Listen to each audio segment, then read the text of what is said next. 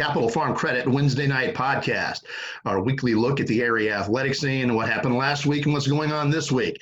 I'm here with my partner via Zoom, Dan Youngblood.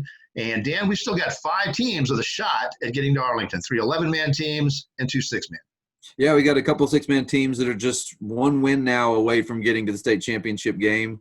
And like you said, 3 11-man teams that are still playing, and there were some fairly sizable surprises last week. So a lot to talk about this week, with the playoff football, and then I'm sure we'll get into the local scene as well, as all 3 of our local high schools teams finished their regular seasons and are all likely playoff bound. Wylie has to wait and kind of see how things shake out with the rest of their district, but it's looking like all 3 of them are going to make the playoffs too. So a lot going on this time of year, and it's been kind of made a little strange due to COVID as far as scheduling and those sorts of things. But yeah, there was some excitement last week, and I'm sure there'll be more this week.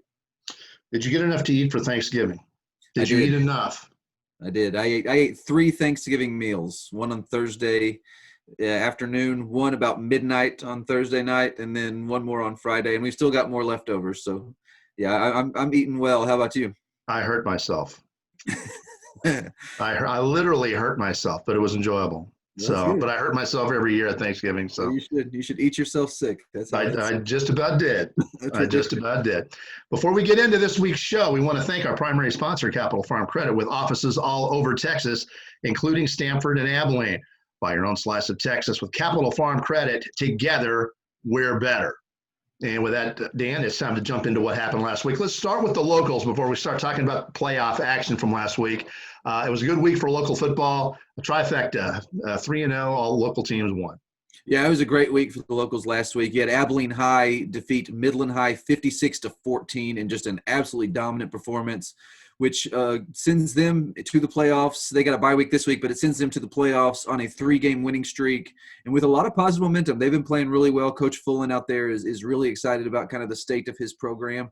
And then you had Cooper go on the road to beat Crowley 50-13, which was also a nice win. Crowley, record-wise, has not been very good this year, but that has been a good defensive football team. They'd only allowed about 23.5 points per game going into that game, and Cooper more than doubled that and basically did what they've been doing for every game, this year, just with that offense they have. They went in and got things rolling offensively, both through the run game and the pass game, and won that one big.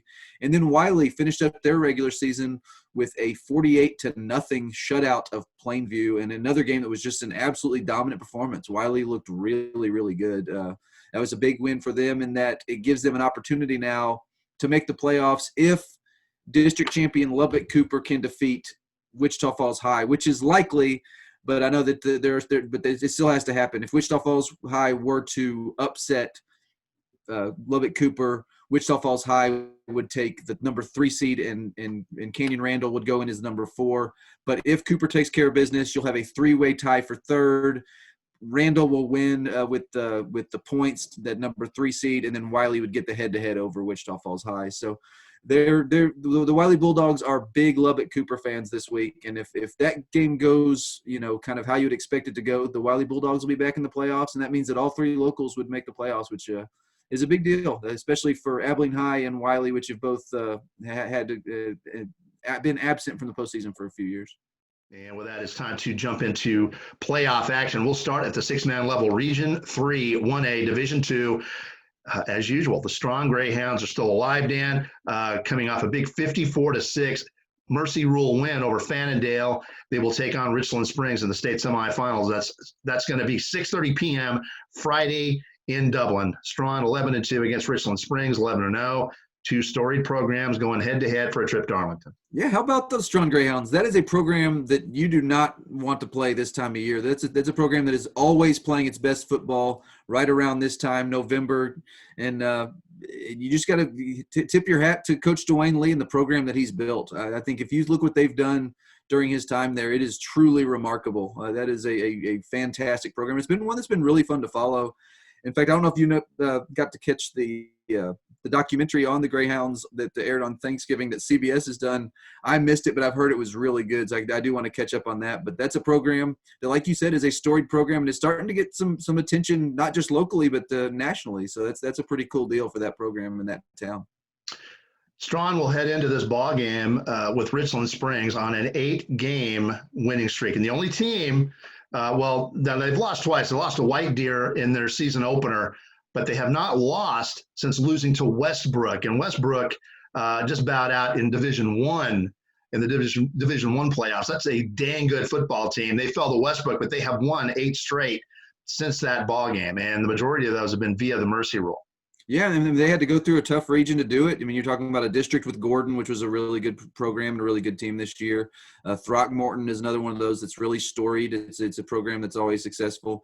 And then obviously, they beat Fannondale last week. But yeah, I mean, they've had a tough road to get here, and they've just gotten better and better as the years gone along, as Coach Dwayne Lee's teams typically do. So hats off to them. That's been a really fun story to watch and a really fun program to watch and really good fun story to follow. And I'm excited to see how it ends up. This Richland Springs is another one of those programs that is always playing this time of year, it seems like. And if Strawn's going to make it to a state championship game, it's probably fitting that they have to go through Richland Springs to get there. So that's going to be a fun one to follow this week too. All right, another ball club that typically is still alive for us this time of year, at least they have been in recent years. The May Tigers are still alive, coming off a 72-38 win over Lakey. They will face Bloom in the state semifinals this week. May at 12-1, facing Bloom at 9-3. That's set for 6 p.m. Saturday. That also being in Dublin. And I'll tell you what, Coach Steele is still. I mean, he's got one of these guys that's kind of remained off the radar. But Coach Steele out at May has done as good a job as anybody in the area in recent years. Yeah, I mean, and that's another program that you look at what they've done to get here. They've beaten some really good teams, and they've beaten them soundly. That Jonesboro team that they beat 62-16 in the second round, that was a really good team and a really successful program, and they just marched right through them. And then Lakey last week, same way. I mean, they've just gotten another one of those teams that's just getting better and better as the year's gone along, and that is playing its best football now. And now they get the matchup this week with Bloom, and it'll be interesting to see how that goes. I think this May team, with the way they've played really all year long at 12-1, I mean, that's a hard program at this point to bet against. So it'll be interesting to see if they can get through this one and see if they can get to Arlington as well.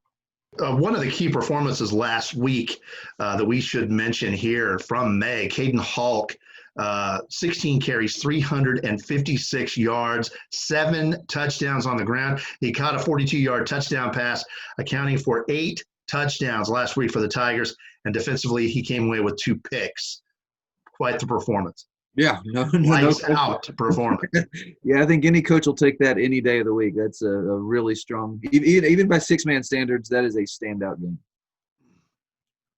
And with that, we'll jump over to Region 2, 1A, Division 1. We have to say goodbye to the Westbrook Wildcats, Dan. One of the great stories of the year this year, struggling for 15 years without a winning season, and then all of a sudden, boom, make it to a regional championship game. They bow out, losing 64-32 to a still unbeaten Sterling City team that may win the state championship.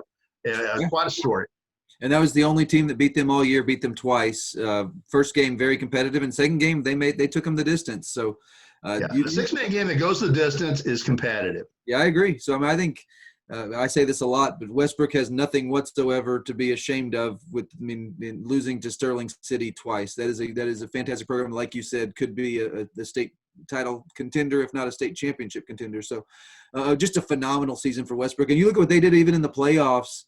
They 45'd Ira, which has been one of our area's most successful 6-man programs for probably a decade or more now. And then they go and beat Garden City 46-0. And that's another one of those programs that in this region, or not in this part of the state is one of those programs that's always successful. So to go and shut out Ira, to shut out Garden City, and for it to take a team like Sterling City to knock out this Westbrook team, I mean, like I said, that is just a phenomenal story. And I think that Westbrook and those boys deserve a ton of credit for what they've done, because like you said, that's not necessarily a program that has traditionally been used to and accustomed to being in these situations.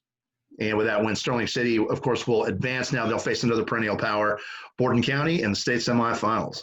Yeah, and that's a game that is not far from us. It's at 5 p.m. Saturday in Sweetwater. So if you're in the big country and want to see a good 6-man game, that's a good option there as well. Also on Saturday, you've got the option with May in Dublin as well. So if you're a fan of 6-man football, you got some good games right in our neck of the woods. All right, and with that, we're going to jump into Class 2A, D2. We had to say goodbye to two of our powerhouses. We had to say goodbye to the Albany Lions, and we had to say goodbye to the Hamlin Pied Pipers. We'll start with Albany, an 18-13 loser to Windthorst, falling on a touchdown by Ethan Belcher in the final 2 minutes of the ball game, a 5-yard run. And Dan, turnovers are really the story in this ball game. A 4-to-1 ratio will usually get you beat in a regional semifinal. Yeah, that is the story. The story was turnovers in this one. You look at yardage, Albany outgained Windthorst 293 to 225. That's a pretty healthy margin. They moved the ball better. Down to down, they were the better team, but turnovers often decide these types of games, and that was the case here. Even with that, still Albany scored in the fourth quarter to take a 13-12 lead and led inside 2 minutes. Windthorst scores late to win it. It was just a thrilling game for one side and then a heartbreaker for the other. And unfortunately, it was our team that had to kind of endure the heartbreaking loss. But you look at the season Albany had and really the way they played in this game, they have a lot to be proud of. This was a very good football team that played well on both sides of the ball all year long. And even in this game, they competed. It was just a few breaks bounced the wrong way, and that's just kind of the way the things go sometimes. And those are the hardest losses, I think, probably to take, because those kids are going to be sitting there, kind of wondering, what if this had gone different? What if this had gone, we'd be playing with a chance to play, Munster with a chance to go to state. And unfortunately, instead, they're going to be kind of sitting there and wondering what they could have done differently. But still, like I said, another great season for Albany and Coach Denny Faith. That was another really successful season, and unfortunately, it just had to end that way. All right, and the other Region 2 2A semifinal, Dan, we had to say goodbye to the Hamlin Pied Pipers, falling 31-28. And again, the story in this ball game was turnovers. A 4-0 ratio will get you beat against a team like Munster. 4 turnovers for the Pipers, very uncharacteristic. Yeah, and that's the thing. You look at both the Albany game and the Hamlin game, and, without those mistakes, those two teams are probably playing a rematch, for a chance to go to state, which would have been such a fun game. Unfortunately, mistakes often decide games, like I just said, and that was the case here. And they are, like you said, just uncharacteristic mistakes. You'd have to go a long way to find a game where Braden Warner, if it's ever happened, where Braden Warner throws 3 interceptions. That's not something that he does, at all. But unfortunately, this is just one of those games where Munster played really well, made some plays. But still, though, I think you've got to really applaud Hamlin's fight and the fight they showed in this game, because there were a lot of points at this game where it looked like Hamlin was probably done. They were down 28-14 deep into the fourth quarter and are able to score 2 touchdowns in the final 4:03 to tie the game, including a 1-yard run by A.J. Ramirez with about 58 seconds left. It looked like it was going to send the game to overtime. And at that point, Hamlin has all of the momentum. And unfortunately, Munster hits one big play and it sets up a field goal as time's expiring to win the game. And just, we talked about that Albany game being a heartbreaker, and this game was equally, if not more so, where you fight so hard to get back into the game, look like you're going to force overtime, and then to lose it on a walk-off field goal, just a devastating loss for Hamlin. But again, I think you've got to really applaud the job those guys did this season. They fought through some adversity to get here with some injuries and things and some scheduling quirks where they had games taken off their schedule because of other programs, COVID in most cases. Yes. But the loss of Jackson Cepeda did not help either. That was some adversity also that they had to fight through. Munster will advance to face Windthorst, Dan. There's a couple of good ball clubs. Munster will go into that ball game 10-3. Windthorst will come in at 12-1. This is a rematch of a Windthorst win that took place on October 16th. Windthorst winning that ball game 18-7. And really, the way Munster is playing right now, anything can happen. Yeah, I think that's going to be a great defensive football game, just like the first one was. But it is hard, to look, particularly given the circumstances around the losses that our teams had with Albany and Hamlin, and with turnovers kind of deciding those games. It's hard not to, to look at this and kind of, wonder what might have been had we gotten that rematch with Albany and Hamlin, because I think that would have been an absolute thriller, just a knockdown, drag-out fight. And unfortunately, we're not going to get it. But again, kudos to both of those programs. I know that they're hurting now, just particularly given the nature of the way they lost. But I hope that at some point soon that they can kind of look back and realize all the things they accomplished, because both those teams and programs had great seasons. And with that, we're going to jump over to Region 1 2A Division 1. The Cisco Lobos advancing with a 54-20 win over Holly. One of our ball clubs advances. We have to say goodbye to the other. A couple of things, Dan. One thing that's jumping off the page about this ball game, and we were talking about Cisco and the way they're executing offensively. They rushed for 385 yards against a big, rough, tough, physical Holly football team. That's a huge red flag for everybody that's going to be, that has to play the Cisco team. They're executing so well offensively that they're going to be a problem for anybody that they face right now. Yeah, I mean, that's what's crazy is just the way they've been playing offensively for weeks now. But you look at that final score, 54-20 over Holly, and that game really wasn't even that close. They were up 47-0 at the end of three quarters, kind of emptied their bench in the fourth. So, and to do that again, I tell you what, the 5 Holly turnovers were a big factor. No question about that. But just to do that to this Holly team, which was playing really well, they had a really nice performance that you saw against Sundown. They had a really nice run through a tough district that I think everybody thought was going to be competitive, and they went ahead and ran the table. So yeah, for Cisco to go in there and really just dominate that team the same way they had, the other teams to this point, it's hard to see too many teams being able to really contain that Cisco running game just the way they're playing right now. Now they're going to advance to face post, and we'll talk about that a little bit later in the show. But I'll tell you what, Cisco is right now, the way they're playing, they're just reminding me of those Cisco teams that we saw 7-8 years ago when they won a state championship in 2013. They've gone back to basics, and they're doing what they do well and what they have done well forever. And when they do throw the football, they're dangerous. Yeah, and that's the thing we just talked about is like you look at what they're doing offensively, and the thing that I think makes them so dangerous is it's such a sustainable style of offense. I mean, you look, they ran for 400 or 500 yards against a really good San Saba team and just ran them off the field. Follow that up with the playoff opener against Stanford where they run for over 400 yards. The way they're playing, it's just Cisco football doing what they've done for, a decade or more under Coach Brent West. And they're right back to looking like that now at this level. So I'm excited about that postgame. That's one that both you and I will be at. But just when you look at what they've done to get to that game, it's really, really impressive. And it's just it's been fun to watch what they're doing offensively. And we talked about this. I think I mentioned this last week. But you talk about the sophomore quarterback Hunter Long and his progression.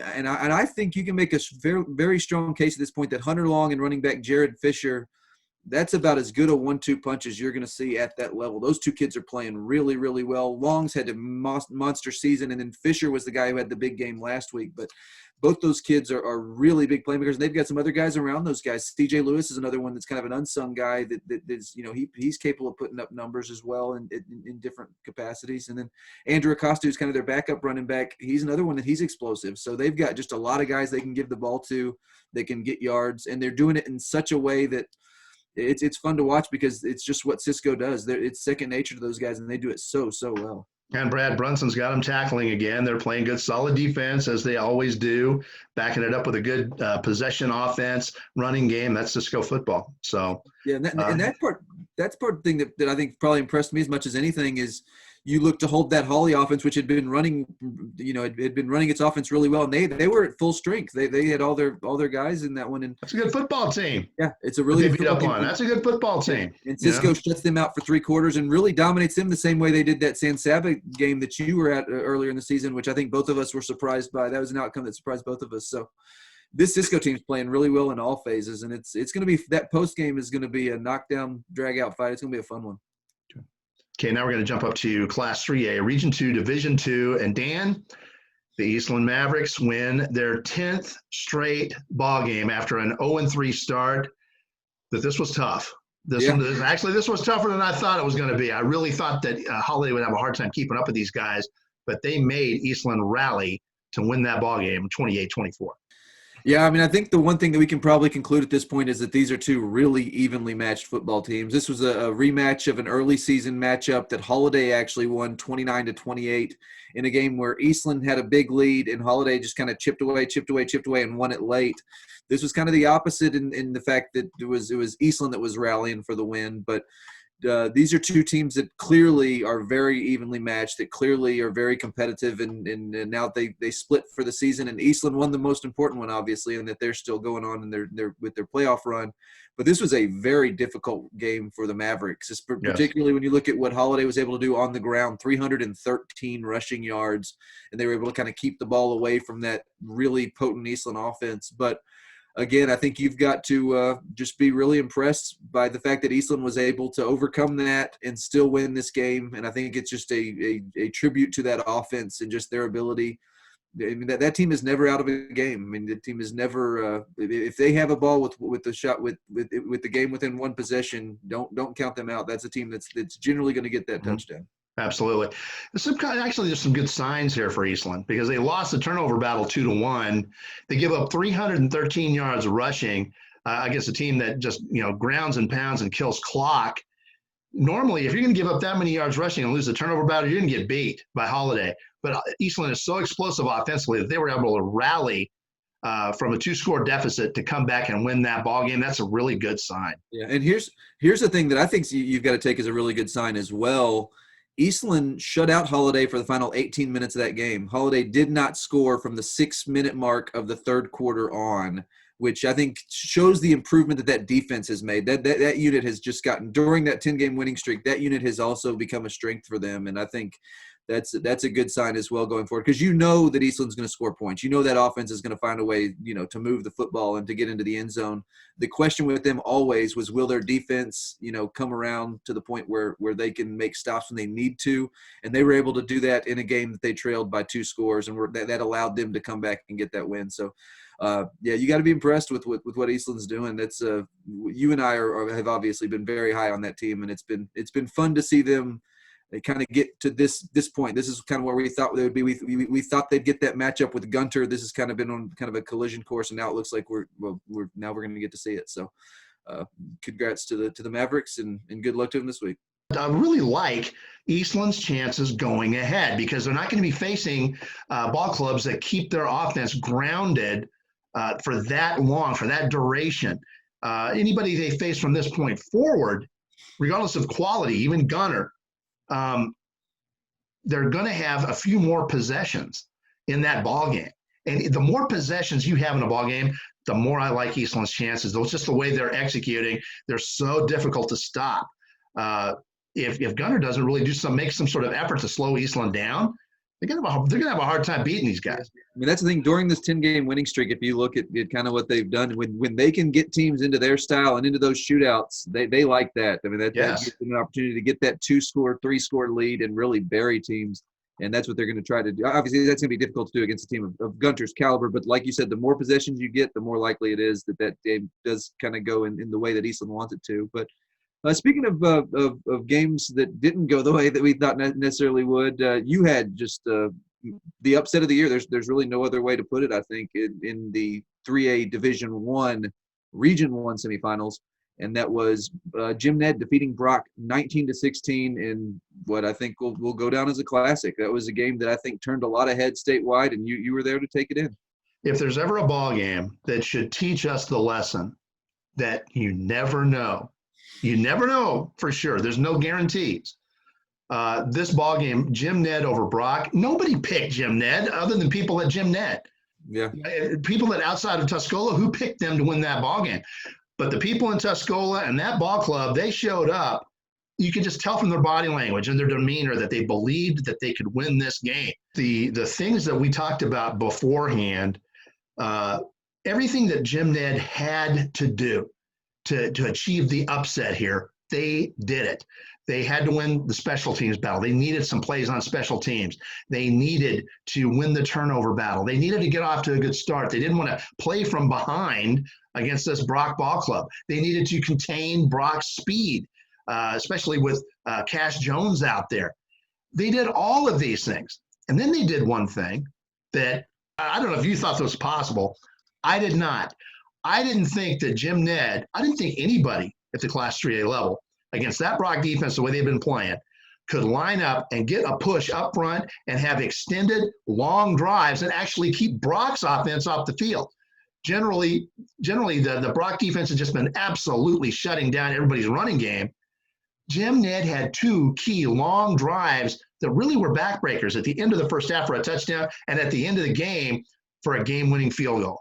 It was just an unbelievable, outstanding performance. Now, if they played 10 times, Brock might win 7 or 8. But Jim Ned on that day was the better team, and they made every single thing that they had to do happen. They met all their keys. It was incredible. Yeah, I mean, it's funny when you and I were talking about that game. It took me back to a game I was at a couple of years ago, and it was the first playoff matchup between Hamlin and Wellington, which was another game just like this, where Wellington was a team. They were a juggernaut. Everyone thought that they were headed, to Arlington, to state. Hamlin goes in there, is able to contain them, forces a few turnovers, does everything they need to do, and wins that game. But this game was a lot like that one in that it's one of those that, like you said, you just never know. It's one of those that if you cannot pencil in winners in high school football before the games are played, and this is a perfect example of why. But you look at this, we do our Twitter polls. You do your Twitter polls every week. 77.4% of our respondents said that Brock would win that game, which that's a pretty high number, because you got to think there's some Jim Ned partisans in there who are sure. Some big country partisans. Exactly. Who are stuff in the so there are some Jim Ned representation there, and still 77.4% of people thought that top-ranked Brock would win that game. But like you said, on that night, and that's all you got to do. You got to play better on that night, and Jim Ned did. And let's not slight Jim Ned. This is just like that Hamlin team that beat Wellington. This is a very good football team that has an opportunity to now, I think, continue their playoff run if they can go and play well this week against Pilot Point. But still, I mean, I think that there were not many people statewide that thought that Jim Ned was going to still be playing at this point. But you've got to tip your hat to that team as well. That's a team. They're so physical. They play such good defense. And the thing that I think that is a trait of Coach Fanning that carries over to the team is they play with a confidence that they expect to be there. They don't think that Brock was a better team. They're going into that game saying we can hang with these guys. Look, we're going to play well. I don't care what you think. We're going to play with these guys. We got that much right last week. We knew that Jim Ned. That's one thing we got right about this game last week, is that we did say that Jim Ned would show up believing that it could win. They did, and you could see it as soon as they came through the tunnel. Yeah, and Jim Ned's got weapons. We've talked about that all year long as well. You talk about Tate Yardley is about as poised a junior quarterback as you're ever going to see. And then obviously Xavier Wishart's a kid that he's an explosive back.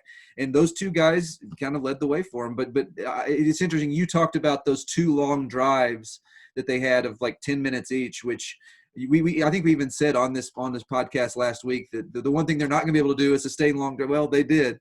Because I thought if Jim Ned was going to win this game, it was going to take big plays. I thought they were going to have to get chunk yardage and hit him, hit that defense, kind of catch him just right and get the big play.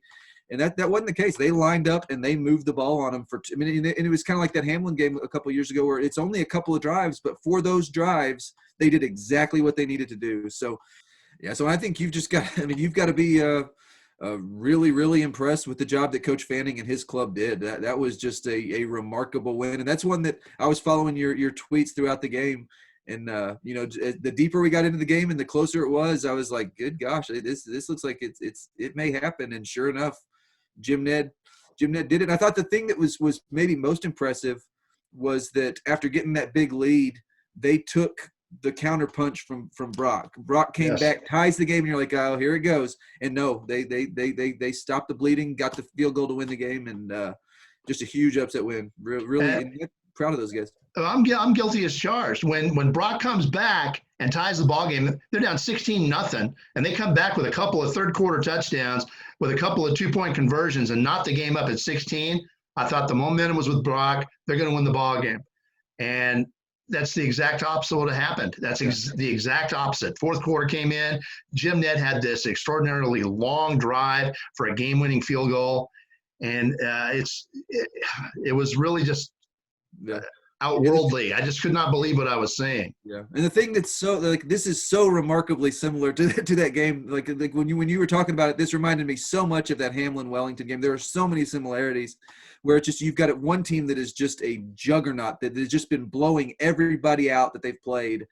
But on that day, the other team, and it wasn't, and like I said, that at that time I said it wasn't a fluke. Hamlin lined up there, played great defense, kept themselves in the game, and then did what they needed to do offensively to win. And this was kind of similar, but I think that's the part that I think is really neat is when you get a team in one of those games, and the longer you're able to stay in that game, you plant that little seed of doubt in a team that's been blowing people out. I think that's a big factor as well. And then the pressure starts to mount. Yeah. All of a sudden they're playing from behind with less and less time on that clock, and then they couldn't get the football away from them. I thought really the first quarter in that ball game was really a huge key. Brock fumbled on his first play from scrimmage. Now they held Jim Ned scoreless on that first possession of theirs, but then they punt and they pin Brock down at the 2-yard line. And then a couple plays later, Cash Jones gets hit in the end zone, and boom, it's 2-0. And then they hit him with a 73-yard kick return by Zach Henderson on the free kick for a touchdown. And all of a sudden, it's 9-0.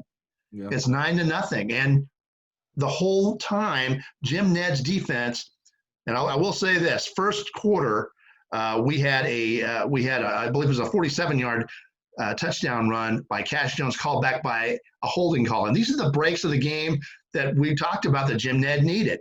These little mistakes. A big touchdown run by Cash Jones gets called back. If he scores on that without the flag, we might be looking at a different ball game. But it didn't happen. That's the breaks of the game. Jim Ned got the breaks that day against a truly great top-ranked football team and just won the game. You find a way to win, and they found a way to win. Yeah, and then they created some of those breaks. You talked about that safety. I would love to know how many times Cash Jones has been hit 2 yards in the backfield all year long. I would bet that number is – I'll bet you could count that number on one hand. So yeah, not very many times. Yeah, so to have the beef up front to get that kind of push on that offensive line and hit them in the backfield that's a break that you create by being really, really good. And that to me is the takeaway that people should have from this, is that Jim Ned is legit. Especially when you look at what that team has done defensively, they have played some really, really good teams this year. You talk about Hallettsville. You talk about Ballinger was a really good team. You talk about Cisco. I mean, they've played some really good teams, some really good offenses, Wall, and have really held all of them well below their season averages for scoring. I mean, Brock was blowing people out, blowing people up. And this was one of the most explosive offenses they've ever had. To hold them to 16 points, I think, tells you the type of defense that this Jim Ned team has. They don't lose that football game. They may just go right on and win the state championship the way they were playing. But they got caught in a perfect storm. Jim Ned got all the things right that they needed to get right. So hats off to him. And I'll say this, Coach Worrell from Brock was nothing but class afterwards, exactly what you and I would have expected from him. Brock is a class football program. And, in a ball game like that, when you're top ranked and you're losing and things aren't working well, typically you see a lot of frustration from some teams. You might see, anger, some cheap shots, whatever. We didn't see any of that from Brock. I saw nothing but class from Brock. Off that sideline, they handled it just like true sportsmen. Yeah, and that's something that, like you said, we've come to expect from Coach Worrell. I've covered each of their last 2 season-ending losses before this year in the state semifinals. So you're talking about an opportunity to get to a state championship game, and they lost really close, tight, hard-fought football games in those. And Coach Worrell stood up there, answered the questions, was, like you said, nothing but class. That's a very well-run program. I know that they kind of get the Wylie treatment, where there are a lot of people that don't like them, because they've been so successful. But I've seen nothing but class from Coach Worrell in that program. I think that's a very well-run program, and they'll bounce back from this, obviously. But on this night, this one belongs to Jim Ned, and kudos to those guys. Those guys went out there and won a huge ball game, and they're still playing, and we're going to get to follow them through. So just a lot of fun happening in Jim Ned. We talked about this being probably the biggest football game in Tuscola or for that town of Tuscola since Colt McCoy was quarterbacking them. And I think that remains true. And at this point, you're talking about what could very well be the best football team in Jim Ned history. And with that, it's just about time to jump into this week's regional championship games. But before we do that, we want to thank some of our sponsors. First and foremost, Capital Farm Credit, who brings you these Wednesday night podcasts free of charge throughout the school year. Also, for the love of the game broadcasting, and our old friend Terry Slavens, owner of Classic Country AM 1330 out of Graham, 94.7 FM KWKQ FM out of Graham, K-Lakes 93.5 FM out of Breckenridge, KATX 97.7 FM out of Eastland, KROO 1430 out of Breckenridge, and KWBY 98.5 FM out of Ranger. That is for the love of the game broadcasting. Also, Phil Hill of the Abilene Realtors Group, big supporter of local athletics. If you're in the market, give Phil a call at 325-669-5153 or visit his website at philhillproperties.com. And finally, Underwoods Cafeteria in Brownwood. As you're driving through Brownwood, look around for that big cowboy sign, and you'll find it, some of the best home cooking in the big country. That is Underwoods Cafeteria, a landmark in the big country since 1946. And with that, Dan, it's time to talk about regional championship football, and I can scarcely believe that we're at this point already. Felt like it always feels like two-a-days happened a couple of weeks ago. So yeah, it's amazing. It's amazing how fast this year has gone by. Even with everything, all of the COVID weirdness, it is amazing how fast this year has flown by. But this is such a fun time of year, and when you do get teams that are able to get to the fourth round and beyond, at that point, teams are starting to realize, hey, we're not too far from a trip to Arlington. So that part's really fun to see these teams as you get closer to a shot at a state championship. But it's amazing that we've gotten this far already. I mean, once you get into that football grind and that football routine, the weeks just seem to fly by. And with that, we're going to move into our first regional championship ball game. This is going to be Region 1, 2A, Division 1. We've got the Cisco Lobos facing a 13-0 Post team. And I'll tell you what, I'm still intrigued by this matchup. Cisco is playing great football, but they're about to face a monstrous Post football team. Now, I don't want to go into this game setting myself up the way I set myself up with Jim Ned and Brock and just pencil in Post, advancing, because Cisco is playing so well and executing so well offensively. As we know, anything can happen. But this is an awfully good team that Cisco's about to face, Dan. Yeah, no question. I think when you talk about juggernaut type teams, this is absolutely one of those. This is a Post team that has a really explosive offense, and defensively, I mean, they are lights out. They have only once all year allowed more than 7 points in a game, and they've played a tough schedule. You're not talking about a program that's playing patsies, because once you have the success that Post has experienced, no patsies are going to play anyway. You're going to be playing really tough teams in the non-district, and then they're in a solid district as well. So this is going to be a significant challenge for Cisco. They're going to have to find ways to move the ball against a defense that really not many teams have been able to move the ball again. And they're going to have to find ways to slow down an offense that led by quarterback Sladen Pittman that really it runs very smoothly. It is one of those well-tuned, well-oiled machines. Running back in Ashton Jefferson, who's rushed for over 1,400 yards this season. It's going to be a challenge for Cisco. I'm going to be interested to see if Cisco can do some of the things that they've done so well for the last 4 or 5 weeks in that running game. Because I think that is going to be the key. Cisco is going to have to find a way to establish that Cisco running game and find ways to move the ball and score, because you're not going to shut down this Post offense. You're going to have to score to keep up with them. If you're going to be in this game, Cisco's going to have to get that running game established, keep the ball away from Post. And again, like we talked about with Jim Ned, they're just going to have to fight and claw and get this game into the fourth quarter. If they can do that, I think they've got a shot at the upset. But that's a challenge. That is the challenge. I really hate it when I agree with everything you say, because it leaves me with nothing to say. But you hit the nail right on the head. That's exactly the key of the ball game. Cisco's offense, if Cisco's going to win this ball game, them being able to move the chains, finding a way to move the chains is going to be the key. But I will throw this in. They've got to win the turnover battle. You can't be negative in the turnover department against Post and win that ball game. It's not going to happen. It almost sounds like the same set of keys that Jim Ned faced against that Brock ball club. Winning the special teams battle, winning the turnover battle, getting off to a good start, being able to move the chains and keep the ball away from Post, and then containing them and not giving up big plays. These are all these huge keys, same set of keys, really, for Cisco that Jim Ned faced. And if Cisco can match that, if they can hit those keys, then we might see something. Yeah. But they're going to be underdogs coming into this ballgame. Post has just been playing absolutely incredible football all year long. Yeah, no question. They're definitely the underdog. But the one thing I love about this Cisco program and the Cisco team, and I think will play to their favor in the matchup like this one, is that this is not necessarily an unfamiliar position. When you look at their state championship games against a program like Refugio, that was another one of those juggernaut-type programs that everybody said, look, Cisco's going to have to play exceptionally well to stay in the game. The first year they play right with them, and have a chance to beat them. The second year, they blow them out. So this Cisco team is not they're not unaccustomed to playing these types of programs and these types of games. And then the other thing I like about this matchup is that Cisco has prepared themselves as well as you possibly can. When you look at what they played in their non-district schedule, with games against Jim Ned, with games against Wall, with games against Comanche, a good Comanche team, these are games against programs at a higher level with more depth than they have, that they know are going to challenge them and push them deep into games. And so I think the Cisco team is well prepared. They're not going to see anything talent-wise in this game, I think, that they haven't seen to this point. I haven't seen already, especially the Jim Ned bunch. Yeah, but it's going to be a significant challenge. This is a post team that does what it does exceptionally well against a Cisco team that does as well. So you're going to see kind of two teams that are going to be, like we talked about last week, two teams that are going to be confident, two teams that are going to feel like they should win this game. Yes. But Post has been beaten up on some really good teams, and this is going to be a challenge for Cisco. One possible weakness that we may have seen with Brock last week.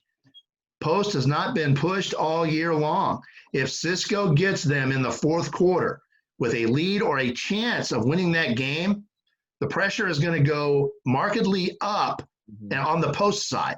They're going to be the favorites by just about everybody. Everybody's going to be picking them pretty much. Yeah. If Cisco gets them into that late third quarter, early fourth quarter with either a lead or a shot at winning the game, it's going to be Post that's going to be feeling most of the pressure at that point. And it's how they're going to deal with it. How will they deal with it at that point? And that's really a big key for Cisco. Yeah, I think that's a good point. And that's what I mentioned too, is if you can find a way to get this one into the fourth quarter, I think that you put all of the pressure on Post. And again, this is a Cisco team that has played 4-quarter games. I think that is something that will be to their advantage. This is a Cisco team that has had to play into the fourth quarter a few times this year, whereas Post has not really been in that situation. If you can put them in that situation, if you can punch them in the mouth, show them early, hey, you're going to be in a game for 4 quarters, I think you've got a chance to the upset. And this is a Cisco program. Yes, they are underdogs in this game, but this is a Cisco program that will never go into a game feeling like an underdog. They're going to go into the game feeling like, hey, we're the big dogs. So it's going to be a fun one. I think this is going to be a really good matchup. It's going to be at a great venue. When you talk about ACU's Wildcat Stadium, it's going to be this is a big time high school football game, and it's going to be a fun one. Okay, and again, Cisco and Post, that's going to be 7:30 p.m. Friday. And this will be my first trip over to Abilene's Wildcat Stadium. This will be the first ball game that I've covered. I'm typically out in the area, and locally, if I cover a game in the local area, I'm over at Shotwell or over at Wylie. This will be my first game over at Wildcat Stadium. Looking forward to it. Yeah, it's a great venue. I got to see a Brownwood playoff game there the first year it was opened, and it's a great place to see a game, and I'm sure it's a great place to play a game. So that's going to be a fun one for those kids to get an opportunity to play under those lights in a brand new great stadium. So that's going to be a great place for a high school football game. All right, now we're going to jump over to Region 2, 3A, Division 2. We've got a regional championship game involving another one of our teams, the Eastland Mavericks. Going to be squaring off against Gunter, and that is an outstanding 12-1 Gunter team. Eastland comes in on a 10-game winning streak. That game is set for 7 p.m. Thursday at Arlington's Globe Life Park, a huge venue. A lot of excitement there. I know the kids are going to be excited for that one. This shapes up as an interesting matchup, Dan, because I'm telling you right now, Gunter has not faced an offense as explosive, as good as Gunter is. This will be the best offense that they have faced all year, and Baron Morton will be the best quarterback that they have faced all year. Yeah, I mean, I don't think there's any question there that the Gunter will face some unique challenges in this game as well. But you mentioned that's the season that the Tigers have had, and this is a very good football team. They've scored over 500 points this year. They've allowed just over 100. This is a team that has been beating up on people against an Eastland team that comes in with a lot of momentum with a 10-game winning streak and has played really well itself. So this was another one of those matchups, and I talked about this a little bit earlier, how we've kind of been thinking that this was a possibility, that this Eastland-Gunter matchup was going to be for the district, for the region championship, and it's turned out to be that way. So this is going to be a fun one. This is going to be a really fun challenge, I think, for Coach Morton and for that offense with Baron Morton to play a team of this caliber and get to test their skills. I think this Eastland team thinks that they've got an opportunity to get to Arlington. These are the types of teams you've got to beat to get there. It's going to be a fun matchup for sure. Absolutely. And one thing I do like about this Gunner Ball Club is they play a tempo that is a little more to Eastland's liking. They're not going to just melt the clock away like a Holiday did. And these are the ball clubs that really gave Eastland in this 10-game winning streak. They gave them the most trouble. The Comanches and the Holidays, the teams that can really melt that clock and keep that team off the field. This is going to be a multiple possession game with a ton of points scored. A ton of points scored. It's more to Eastland's liking than the Holiday matchup, in my opinion. I agree.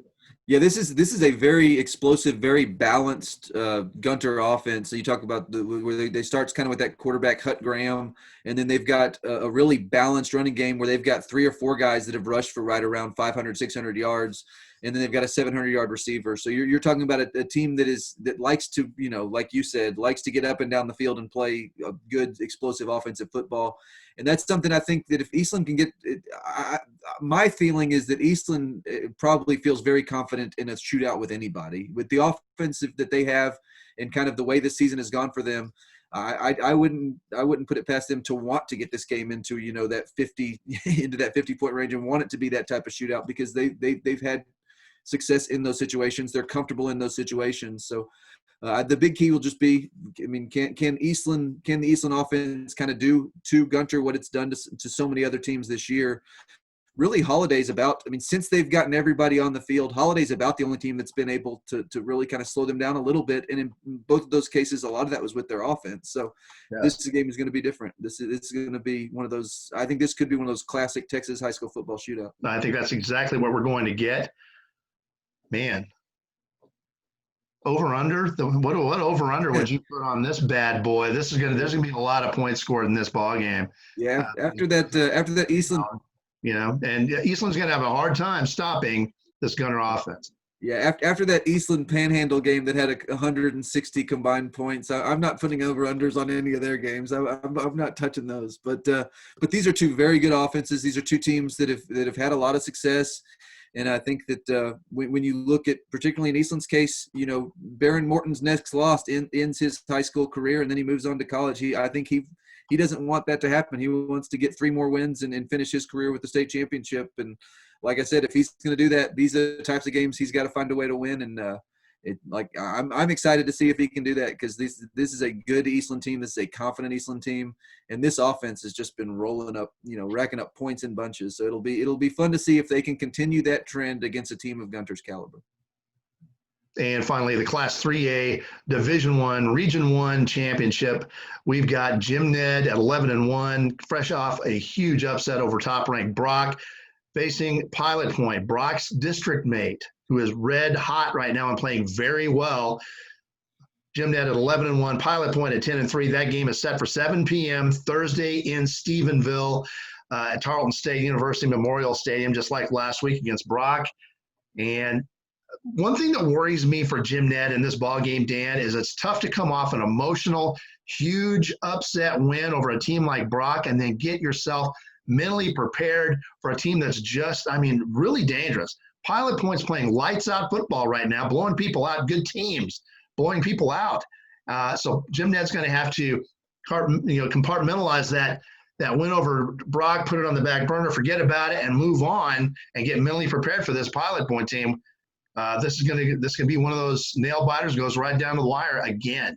Yeah, and that's really the challenge of the playoffs when you get to this level, because basically once you get to the 3rd, 4th, 5th round, you're talking about teams with an opportunity and with a legitimate chance at getting to Arlington. And I think that's certainly the case for this Pilot Point team, which, like you said, is playing really well right now. They went through some inconsistency early in the season especially, and then even through district they had some games where you were kind of head scratchers, but really they throttled Boyd, got whipped by Brock, and then after that game really kind of found their stride and has been playing lights out since. And they've had a very tough road to this point in that they had to open with a solid Clyde team and then played Shallow Water and Bushland in back-to-back weeks in the playoffs. And those are 2 very tough teams that they handled. They really took care of business in those games. So Jim Ned's going to be facing a hot team, a talented team. This is a team with an extremely explosive offense. They've passed for over 1,700 yards. They've rushed for more than 3,500 yards. They've got just a lot of weapons, a quarterback in Max Holler, who's a really good dual threat guy, and then a running back in Ish Harris, who's rushed for over 1,700 yards this season. So you're talking about a couple of guys there that you're going to have to find a way to contain if you are Jim Ned. The one good thing about this Jim Ned team, well, one of many that we've talked about, is this is a defense that has contained just about everybody they played, and they've played some really good offenses. I mean, you talk about Hallettsville, that's a team that's still playing right now, and they were able to bottle them up. Cisco's a team that's still playing right now. They were able to bottle them up. Brock was a team that everybody expected to still be playing. They bottled them up. So this is going to be another one of those games against a really good opponent, and it's another opportunity, I think, for this Jim Ned defense to show just how good it is. We'll see if they can do that against some really good athletes on that Pilot Point team. We talked about a list of things that Jim Ned had to do against Brock. I think that list is maybe a little shorter against the Pilot Point Ball Club. I think the number one key for Jim Ned is just being able to put the Brock win behind him and completely forget about it, because they've got a toughie coming up. But they're definitely going to have to contain Pilot Point's speed. That's going to be – they cannot give up a bunch of big plays to these guys. That's one thing they did very well against Brock, and they're going to have to do it again this week. They cannot allow big plays and then fall behind against these guys. They got to play their game and play the type of defense that we've seen Jim Ned play all year long. Yeah, and that's one thing I think is probably that's something that they're well suited for. I think that with Coach Fanning's mentality, I think they're a team that's not going to get too high or too low based on any win or loss, just in the fact that they're a team that plays a particular style of football. They want to be the most physical team on every football field they step on, and generally they are. I mean, I think this is a team that goes in and plays its game, and which is why you look sometimes and you say, this score didn't look as lopsided as maybe it should have. But at the end of the day, when you're watching the game, you see that they basically controlled both lines of scrimmage and handled their opponent. So I think this Jim Ned team is well suited for kind of a quick turnaround after playing a really good team. And I think it will be a challenge to put that game in the rear view, just given it the emotional nature of it and those sorts of things, especially when you've got a really great opponent in Pilot Point. But I do think, again, that this Jim Ned team has taken on so much of Coach Fanning's personality. I think they're probably pretty well equipped to do that. But we'll see. I think that is going to be the kind of the big challenge this week. Yeah, that's the primary challenge facing Jim Ned. It's going to be up here and forgetting about the Brockman. That's so difficult to do with a huge upset like that, and then just putting it behind you and getting ready again. But I tell you what, a regional championship game can motivate you, regardless. So I would expect them to show up ready to play, but that's going to be the big key. And with that, it's just about time to wrap up this week's Capital Farm Credit Wednesday night podcast. But before we do that, we want to remind you that we've got 3 separate subscription packages here at Big Country Preps. We've got a monthly for $5 a month. We've got a semi-annual 6-month subscription where we knock that price down to $4 a month. And then we've got an annual 12-month subscription. Then we knock the price down to $3 a month, $36 for a full year of Big Country High School athletic coverage. Also, for you YouTubers out there, we want to remind you to hit the subscribe button. Most people watch our videos through our website, and that's fine. But for those of you who watch, via YouTube, please hit that subscribe button next time you get a chance, so our videos will automatically be queued up and ready for you to watch next time we post them. And we'd also like to remind you that if you see a photo you like in any one of our galleries, it is available for just $7. You can click that small shopping cart icon to the bottom right, follow that prompt, and purchase as many of those as you would like. But as you've seen when you scroll through the site, we take a lot of photos. We're at a lot of events. That's something that we enjoy doing a whole lot. And make sure you check out our archive, our photo archive. That thing is full of photos from each of the last 3 athletic years. So check that out. That's something we're real proud of here at BigCountryPreps.com. All Big Country, all high school, all the time. Welcome home.